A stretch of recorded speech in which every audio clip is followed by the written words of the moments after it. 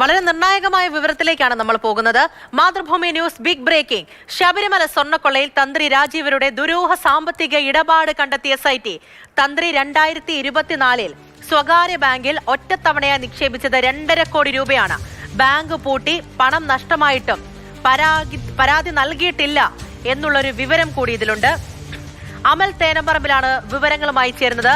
അമൽ, good morning. അപ്പോൾ തന്ത്രിക്ക് വീണ്ടും കുരുക്കാവുകയാണ്. കാരണം സാമ്പത്തിക ഇടപാടുകൾ കേന്ദ്രീകരിച്ച് SIT മുന്നിലേക്ക് നീങ്ങിയിരിക്കുന്നു. അതിൽ ദുരൂഹ ഇടപാടുണ്ട്. 2.5 കോടി രൂപ ഒറ്റത്തവണയായി 2024 നിക്ഷേപിച്ചു എന്നുള്ള വിവരം വരുന്നുണ്ട്. അതുമാത്രമല്ല, ഈ ബാങ്കൊക്കെ പൂട്ടിപ്പോയിട്ട് പണം നഷ്ടപ്പെട്ടിട്ടില്ല, അങ്ങനെ ഒരു പണം നഷ്ടമായി എന്നുള്ള പരാതി നൽകിയിട്ടില്ല എന്നുള്ളത് ആ ദുരൂഹത വർദ്ധിപ്പിക്കുന്നതാണ്. ഇതിന്റെ ഉറവിടം എവിടെയാണ് എന്ന് SIT കണ്ടെത്തിയിട്ടുണ്ടോ? പൂജ, ശബരിമല സ്വർണ്ണക്കൊള്ളയുമായി ബന്ധപ്പെട്ട വലിയ വിവരങ്ങളാണ് പുറത്തേക്ക് വരുന്നത്.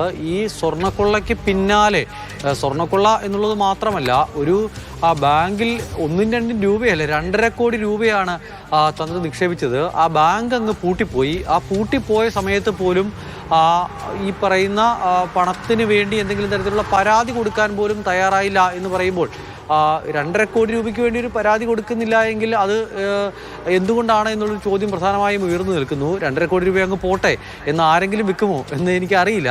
എന്തായാലും ഈ ശബരിമല സ്വർണ്ണക്കൊള്ളയുമായി ബന്ധപ്പെട്ടുള്ള വിഷയത്തിൽ തന്ത്രി ഇപ്പോൾ അകത്താണ്. അപ്പോൾ തന്ത്രിയെ വീണ്ടും കസ്റ്റഡിയിൽ വാങ്ങി ചോദ്യം ചെയ്യാനുള്ളൊരു തീരുമാനമാണ് SITയുടെ ഭാഗത്തു നിന്നും ഉണ്ടാകുന്നത്. SITയുടെ അന്വേഷണത്തിലാണ് ഈ പറയുന്ന പണം ഇത്തരത്തിൽ നിക്ഷേപിച്ചിട്ടുണ്ട് എന്നും ആ ബാങ്ക് പൂട്ടിപ്പോയി എന്നുള്ള വിവരവും ലഭ്യമാകുന്നത്.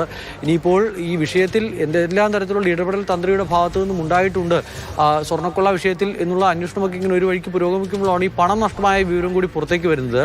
അത് ചെറിയ തുകയാണ് എങ്കിൽ അത് എങ്ങനെയെങ്കിലും വന്ന ഒരു തുക ബാങ്ക് പൂട്ടിപ്പോയത് കൊണ്ട് പിന്നീട് അതിൻ്റെ നിയമവഴി നോക്കിയില്ല എന്നൊക്കെ പറഞ്ഞ് ഒഴിവാകാമായിരുന്നു. പക്ഷേ ഇത് അങ്ങനെയല്ല, 2.5 കോടി രൂപയാണ്. അപ്പോൾ ആ പണം എങ്ങനെ നഷ്ടപ്പെടുമ്പോൾ ഇങ്ങനെ ഒരാൾക്ക് കൈയും കെട്ടി നോക്കിയിരിക്കാനാകുമോ എന്നൊരു പ്രശ്നം നിലനിൽക്കുന്നുണ്ട്. ഒരു പരാതി പോലും ഉണ്ടായിട്ടില്ല എന്നുള്ളതാണ് ഏറ്റവും പ്രധാനപ്പെട്ട പ്രശ്നം. ചോദ്യം ചെയ്യലിൽ കൂടുതൽ വിവരങ്ങൾ ലഭ്യമാകുമെന്നാണ് SIT പ്രതീക്ഷിക്കുന്നത്. ഈ ശബരിമല സ്വർണ്ണക്കൊള്ളയുമായി ബന്ധപ്പെട്ട് തന്ത്രിയുടെ പങ്ക് വളരെ വലുതാണ് എന്നുള്ളതാണ് SITയുടെ ഒരു നിഗമനം. അതിൻ്റെ അടിസ്ഥാനത്തിലാണ് തന്ത്രിയുടെ അറസ്റ്റ് പോലും ഉണ്ടായത്. സാധാരണ നിലയിൽ ഈ ശബരിമല കേസിലെ ഓരോ ആളുകളുടെ അറസ്റ്റ് ഉണ്ടാകുമ്പോഴും ആ കേസുമായി ബന്ധപ്പെട്ട് നിർണായക പങ്കില്ലാത്ത അല്ലെങ്കിൽ കൃത്യമായ തെളിവ് ലഭിക്കാതെ ഒരാളുടെയും അറസ്റ്റ് SITയുടെ ഭാഗത്തു നിന്നും ഇതുവരെ ഉണ്ടായിട്ടില്ല എന്നുള്ളതാണ് നമുക്ക് മനസ്സിലാക്കുന്നത്. കാരണം ഈ അറസ്റ്റ് ഉണ്ടാകുന്ന സമയത്തല്ലേ, ഇപ്പം മുരാരി ബാബു ആണെങ്കിലും പോറ്റി ആണെങ്കിലും ഒക്കെ അറസ്റ്റിലാകുന്ന സമയത്ത് അത് അവരെ മാത്രം ബാധിക്കുന്ന ഒരു പ്രശ്നം എന്ന് മാത്രമല്ല, ശബരിമലയാണ്. ശബരിമലയിലെ അയ്യപ്പൻ്റെ സ്വർണം കട്ട ആൾ എന്നുള്ള നിലയ്ക്കാണ് ഇനി അറിയപ്പെടാൻ പോകുക. അത് ഇവർ മാത്രമല്ല, വരും തലമുറകളും അത് അനുഭവിക്കേണ്ടി വരും. അപ്പോൾ അങ്ങനെ ഒരു പ്രതിസന്ധിയിൽ ആരെയും ആക്കരുത് എന്നുള്ളൊരു ബോധ്യത്തിൻ്റെ അടിസ്ഥാനത്തിൽ കൃത്യമായ തെളിവ് ശേഖരണം നടത്തിയതിനു ശേഷം മാത്രമാണ് എല്ലാ അറസ്റ്റുകളും ഉണ്ടായിരിക്കുന്നത്. അങ്ങനെയാണ് തന്ത്രിയുടെയും അറസ്റ്റ് ഉണ്ടായത്. ആ തന്ത്രിയുടെ അറസ്റ്റിന് ശേഷം തന്ത്രിയുടെ സാമ്പത്തിക ഇടപാടുകൾ കൃത്യമായി തന്നെ SIT പരിശോധിച്ചിരുന്നു. ആ സാമ്പത്തിക ഇടപാട് പരിശോധിക്കുന്നതിനിടെയാണ് ഈ ഒരു വിവരം പുറത്തേക്ക് വരുന്നത്. 2.5 കോടി രൂപ നിക്ഷേപിച്ചു, ബാങ്ക് പൂട്ടിപ്പോയി. പക്ഷേ ആ ബാങ്ക് പൂട്ടിപ്പോയപ്പോഴും ഒരു പരാതി നൽകാൻ പോലും തയ്യാറാകാതെ 2024 ആ സമയത്താണല്ലേ ഈ പണം നിക്ഷേപിക്കുന്നത്, 2.5 കോടി രൂപ എന്നുള്ളത്. അപ്പോൾ ഈ സ്വർണ്ണക്കൊള്ള നടന്ന ഒരു കാലയളവും ഈ ഒരു സമയമായിട്ട് കണക്ട് ചെയ്ത് മുന്നിലേക്ക് പോകേണ്ടതുണ്ട്. ആണെങ്കിലും അല്ലെങ്കിലും എന്തുകൊണ്ടാണ് ഇത്രയും വലിയൊരു തുക, അതെങ്ങനെ വരുന്നു, അത് ഒരു ബാങ്കിൽ നിക്ഷേപിക്കുന്നു, ആണെങ്കിൽ തന്നെ ഒരു പ്രശ്നമുണ്ടായിട്ടും എന്തുകൊണ്ട് പരാതി നൽകിയില്ല തുടങ്ങിയ പ്രധാനപ്പെട്ട കാര്യങ്ങളൊക്കെ നിൽക്കുന്നുണ്ട്. ഇതിനു മുൻപ് ഈ പോറ്റിയുമായി ബന്ധപ്പെട്ടുള്ള സാമ്പത്തിക ഇടപാടുകളുമായി ബന്ധപ്പെട്ടുള്ള വാർത്തകൾ നമ്മൾ കൊടുത്തതാണ്. അറസ്റ്റിന് ശേഷം വീട്ടിൽ ഉൾപ്പെടെ റെയ്ഡ് നടന്നിട്ടുണ്ടായിരുന്നു SITയുടെ. അപ്പോൾ അങ്ങനെ കൃത്യമായിട്ടുള്ള രേഖകൾ, പ്രത്യേകിച്ച് ഈ സാമ്പത്തിക ഇടപാടുകൾ കേന്ദ്രീകരിച്ച് മുന്നിലേക്ക് പോകുമ്പോൾ കൃത്യമായിട്ടുള്ള രേഖകൾ അത് SITക്ക് ലഭിക്കേണ്ടതായിട്ടുണ്ട്. അങ്ങനെ എന്തെല്ലാം വിവരങ്ങൾ ഇപ്പോൾ SITയുടെ പക്കൽ ഉണ്ടാകും, അതിനെ സംബന്ധിച്ചുള്ള വിവരങ്ങളുണ്ടോ? അപ്പോൾ ഈ സാമ്പത്തിക ഇടപാടുകൾ കേന്ദ്രീകരിച്ച് എത്രത്തോളം കാര്യക്ഷമമായി തന്നെ SIT ഇപ്പോൾ മുന്നിലേക്ക് നീങ്ങുന്നുണ്ട്?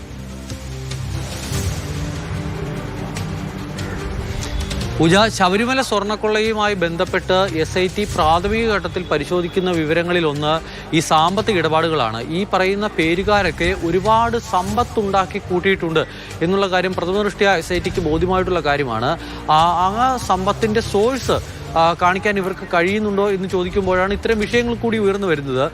വലിയ സാമ്പത്തിക നേട്ടം എല്ലാവരും ഉണ്ടാക്കുന്നു, അത് വരവിൽ കവിഞ്ഞ സ്വത്ത് എന്നൊക്കെ പറയാൻ പരുവത്തിനുള്ള സ്വത്തുണ്ടാക്കുന്നു. പക്ഷേ ശബരിമലയിലെ തന്ത്രി എന്നൊക്കെ പറയുമ്പോൾ അവിടെ ദക്ഷിണ അടക്കമുള്ള കാര്യങ്ങളിൽ ഇവർക്ക് ഒരുപാട് പണം ലഭിച്ചേക്കാം. അതൊക്കെ ഈ പറയുന്ന അക്കൗണ്ടബിൾ ആകണം എന്നുള്ള നിർബന്ധമൊന്നുമില്ല. പക്ഷേ ഇത്രയും അധികം തുക പൂജയ്ക്ക് ഞാനിപ്പോൾ കുറച്ച് പണം തരികയാണ് എങ്കിൽ അത് അക്കൗണ്ട് വഴി പാസ് ചെയ്യുന്നതല്ല. അതിനാൽ അതൊന്നും ഈ പറയുന്ന അക്കൗണ്ടിൽ ഉണ്ടാകണം എന്നുള്ള മാനദണ്ഡമില്ല. പക്ഷേ ഇതങ്ങനെയല്ല. ബാങ്കിൽ കൃത്യമായി നിക്ഷേപിക്കപ്പെട്ട 2.5 കോടി രൂപയാണ്. ആ 2.5 കോടി രൂപ കാണാനില്ല എന്നുള്ളത് സാമ്പത്തിക ഇടപാട് പരിശോധിക്കുമ്പോൾ, ബാങ്ക് രേഖകൾ പരിശോധിക്കുമ്പോൾ SITക്ക് ബോധ്യപ്പെട്ട കാര്യമാണ്. അതിനാൽ ആ പണം എവിടെ നിന്ന് ലഭിച്ചു എന്നുള്ള കാര്യം, അല്ലെങ്കിൽ ആ പണം നഷ്ടപ്പെട്ടിട്ടും എന്തുകൊണ്ട് പരാതി നൽകിയില്ല എന്നൊരു വിഷയം വളരെ പ്രധാനപ്പെട്ട ചോദ്യമാണ്. ആ ചോദ്യത്തിന് തന്ത്രി എന്തായാലും ഉത്തരം പറയേണ്ടി വരും. തന്ത്രിയെ വീണ്ടും കസ്റ്റഡിയിൽ വാങ്ങാനാണ് തീരുമാനം.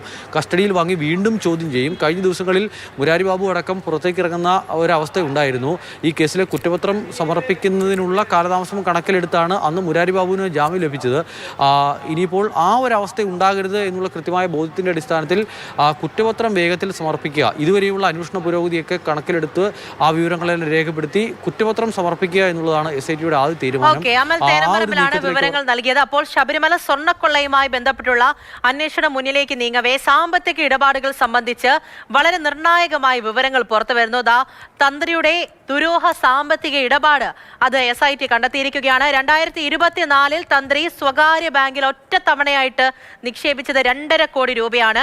ഈ ബാങ്ക് പിന്നീട് പൂട്ടിപ്പോയി. പക്ഷേ പണമൊക്കെ നഷ്ടമായിട്ട് പോലും ഒരു പരാതിയും നൽകിയിട്ടില്ല എന്നുള്ളതാണ് ഏറെ പ്രധാനം. അങ്ങനെ വലിയ തോതിൽ ദുരൂഹമായ സാമ്പത്തിക ഇടപാടുണ്ട്. അത് കേന്ദ്രീകരിച്ചുള്ള വിവരം SITക്ക് മുന്നിലുണ്ട്. അപ്പോൾ അന്വേഷണം മുന്നിലേക്ക് നീങ്ങുകയാണ്. അമൽ തേനമ്പറമ്പിലാണ് പ്രധാനപ്പെട്ട വിവരങ്ങൾ നൽകിയത്.